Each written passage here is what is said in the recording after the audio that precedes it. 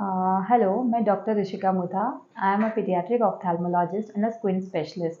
मैं इंदौर में प्रैक्टिस करती हूँ। आज हम स्क्विंट के बारे में जानने वाले हैं। स्क्विंट क्या है? स्क्विंट को हिंदी में कई लोग तिरछापन, भेंगापन भी कहते हैं। स्क्विंट में क्या होता है? Squint is basically the deviation of eyes, यानी कि जब आपकी दोनों आँखें एक साथ एक दिशा में नहीं देख रही हैं। एक आँख हो सकता है आपकी कान की तरफ हो या नाक की तरफ हो। अगर आपकी एक आँख कान की तरफ होती है तो उसको एक्ज़ोट्रोपिया बोलते हैं, और अगर नाक की तरफ है तो उसको ईज़ोट्रोपिया बोलते हैं। स्क्विंट इज़ बेसिकली जब आपकी दोनों आँखें एक साथ एक दिशा में नहीं देख रही हैं, एक आँख अंदर या बाहर की तरफ लग रही है या दोनों आँखें अंदर या बाहर की तरफ लग रही हैं। स्क्विंट कब आता है? स्क्विंट किसी भी उम्र पे आ सकता है। बच्चों में भी आ सकता है, बड़ों में भी आ सकता है। इसके अलग-अलग कारण रहते हैं। बड़ों में ज़्यादातर कोई चोट लगने के बाद आ सकता है, या बचपन का स्क्विंट है जो बड़े होने तक बिगड़ गया है। बच्चों में स्क्विंट ज़्यादातर 1 साल से कम की उम्र पे भी आ सकते हैं या 1 साल की उम्र के बाद भी आ सकते हैं। बच्चों में स्क्विंट कई बार बचपन में काफ़ी कंट्रोल्ड होते हैं, यानी कि फ्रीक्वेंसी अगर माने कहें तो 10 में से हो सकता है आपको शुरू में सिर्फ 1-2 बार दिखे, बट धीरे-धीरे हो सकता है ये स्क्विंट की फ्रीक्वेंसी बढ़ती जाए, यानी कि 10 में से दिन में मान लीजिए 6 या 8 बार दिखने लग जाए। हमें स्क्विंट आने की कोई एक उम्र नहीं है। स्क्विंट बहुत प्रकार के हो सकते हैं और अलग-अलग उम्र पे भी आ सकते हैं। स्क्विंट के लिए डॉक्टर को कब दिखाना चाहिए? हमें स्क्विंट जब भी बच्चे में लगे तभी हमें डॉक्टर के पास आना चाहिए।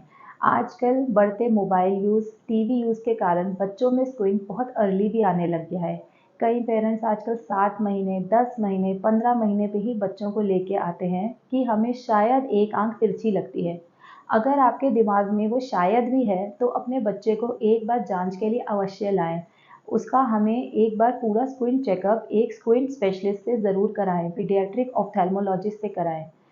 एंड हम स्क्विंट के लिए हम बड़ों में जभी भी हमें लगे कि हम स्क्विंट के लिए बड़ों में भी किसी भी उम्र पे दिखाने आ सकते हैं। स्क्विंट के ट्रीटमेंट ऑप्शंस क्या हैं? स्क्विंट के ट्रीटमेंट में हम अलग-अलग प्रकार के मेडिकल मैनेजमेंट या सर्जिकल मैनेजमेंट में जाते हैं। मेडिकल मैनेजमेंट में कहें तो हम सबसे पहले बच्चों में चश्मे का नंबर, या बड़ों में भी सबसे पहले हम चश्मे का नंबर ट्राई करेंगे। हम सबसे पहले पूरा करेक्शन देखेंगे कि बच्चे में वो स्क्विंट कुछ बेहतर होता है क्या? और उसके बाद हम बच्चे का पर्दा देखना चाहेंगे, जिसके लिए हम दवा डालते हैं बच्चों में, और उसके बाद पूरी जाँच की जाती है चश्मे की भी और पर्दे की भी। और इसके बाद हम स्क्विंट के लिए कई बार आजकल विज़न थेरेपीज़ दी जाती हैं, कई बार आई एक्सरसाइज़ेज़ दी जाती हैं। वेट एंड वॉच एंड बार-बार एग्ज़ामिनेशन लगता है। स्क्विंट की मेजरमेंट्स होनी चाहिए प्रॉपर्ली, डॉक्यूमेंटेड होनी चाहिए प्रॉपर्ली कि स्क्विंट कितना पहले था, अब कितना है। और उसके अलावा फिर अगर स्क्विंट में हमें लगे तो सर्जरी की जाती है। स्क्विंट की सर्जरी से स्क्विंट पूरी तरह से ठीक हो सकता है, बट स्क्विंट की सर्जरी का सक्सेस रेट 90% है। मान लीजिए 10 में से 9 पेशेंट एक ही सर्जरी में ठीक हो जाते हैं। कोई एक पेशेंट होता है जिसको दूसरी सर्जरी आगे लगती है। स्क्विंट सर्जरी एक सेफ सर्जरीज में आती है, जिसमें हम आंख के बाहर के भाग में काम करते हैं। जो हमारी मांसपेशियां होती हैं उनको टाइट लूज किया जाता है। स्क्विंट सर्जरी हम बड़ों में लोकल एनेस्थीसिया में भी कर सकते हैं और बच्चों में जनरल एनेस्थीसिया में किया जाता है। स्क्विंट की सर्जरी एक सेफ सर्जरीज में है, जो कि एक डे केयर प्रोसीजर में आता है। स्क्विंट की सर्जरी के बाद उसका फॉलोअप लगता है और कुछ ही समय के लिए दवाइयाँ चलती हैं। कई प्रकार के स्क्विंट मगर ऐसे भी होते हैं जिसमें कि सर्जरी की आवश्यकता नहीं होती है, सिर्फ चश्मे से ही वो बेहतर हो जाते हैं। ऐसे प्रकार के स्क्विंट ज़्यादातर 2-2.5 साल की उम्र पे आते हैं। हमें बच्चे का इसीलिए एक जांच अवश्य 3 साल की उम्र तक करा लेनी चाहिए।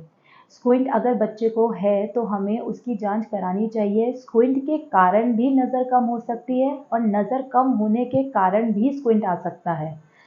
हमें स्क्विंट जभी भी हमें पेरेंट्स एज अ डाउट लगे, या हम बड़े हैं हमें लगे कि हमारी फ़ोटोज़ में आने लग रहा है, या हमारे दोस्त बोल रहे हैं, या हमें ऐसे फोकसिंग प्रॉब्लम्स आ रही हैं, तो हमें ज़रूर एक स्क्विंट स्पेशलिस्ट को दिखाना चाहिए।